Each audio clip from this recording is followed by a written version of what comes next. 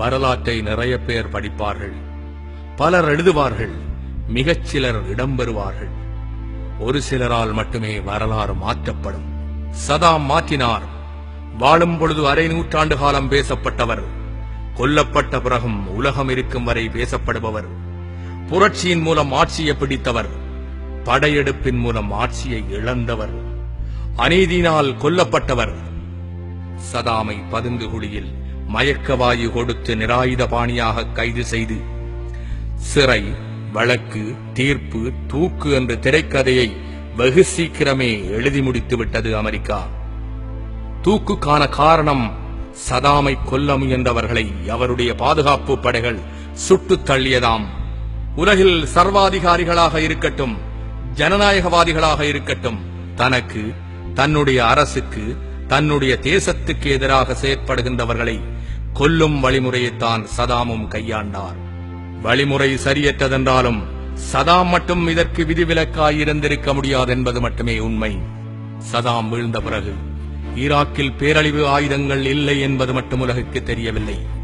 பல்வேறு இனக்குழுக்கள் கொண்ட நாகரீகத்தின் தொட்டிலான ஈராக்கை ஆள அதிபர் சதாமால் மட்டுமே முடியும் என்பதும் தெரிய வந்தது. சதாம் ஈராக்கிற்காக நிறையவே செய்தார். ஷியா, ஷன்னி, குர்து, பஸ்ரு என பல்வேறு பிரிவுகளாக இருந்தவர்களை ஈராக்கியர்களாக்கினார். கல்வியை கட்டாயமாக்கி யுனெஸ்கோவிடமிருந்து பதக்கங்களையும் பாராட்டுகளையும் பெற்றார். சுற்றியிருந்த அரபு நாடுகளின் மன்னர்கள் தேச உடைமையான எண்ணெய் வயல்களை தங்களுடைய குடும்ப சொத்தாக்கி வைத்திருக்கும் பொழுது சதாம் மட்டும் அதை தேசியமயமாக்கினார்.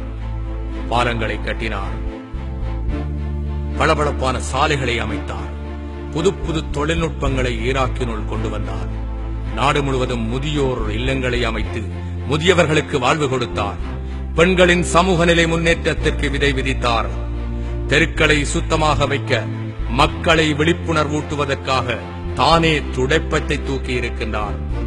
ஒரு இளம்பெண் தன்னந்தனியாக இரவு முழுவதும் நடமாடக்கூடிய அளவிற்கு சட்டம் ஒழுங்கை கைக்குள் வைத்திருந்தார்.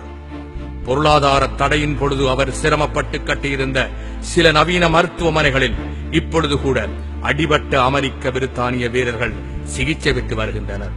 அந்த தடையின் பொழுது கூட பொது விநியோக முறையை சிறப்பாக நடைமுறைப்படுத்தினார்.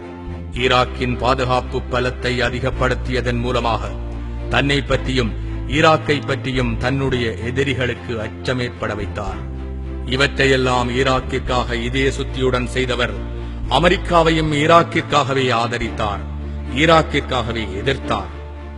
சர்வதேச குற்றங்களை விசாரிப்பதற்காகவே சர்வதேச நீதிமன்றம் ஒன்று இருக்கிறது என்று கூறும் அமெரிக்கா அங்கு வழக்காட வேண்டிய சதாம் மீதான குற்றச்சாட்டை அவரோடு தெருச்சண்டை போட்டவர்கள் கையில் கொடுத்து சதாமுக்காக வழக்காட வந்தவர்களை கொன்று, சாட்சிகளை நிர்பந்தப்படுத்தி, நீதிபதிகளை மாற்றி, தீர்ப்பை வாசித்து, தூக்கை நிறைவேற்றி மனிதகுல எதிரி ஒளிந்தான் என்று கூக்குரலிட்டது. பேரழிவு பொய்யை மறைக்க சதாம் மனிதகுல எதிரி என்ற பொய் அமெரிக்காவிற்கு தேவைப்பட்டிருக்கிறது. 2006 டிசம்பர் மாதம் 31 ஒட்டகத்தை அறுத்து தியாகத் திருநாளை கொண்டாடியிருக்க வேண்டிய சதாம் தியாகியாகவே ஆகிவிட்டதுதான் பெருமிதம்.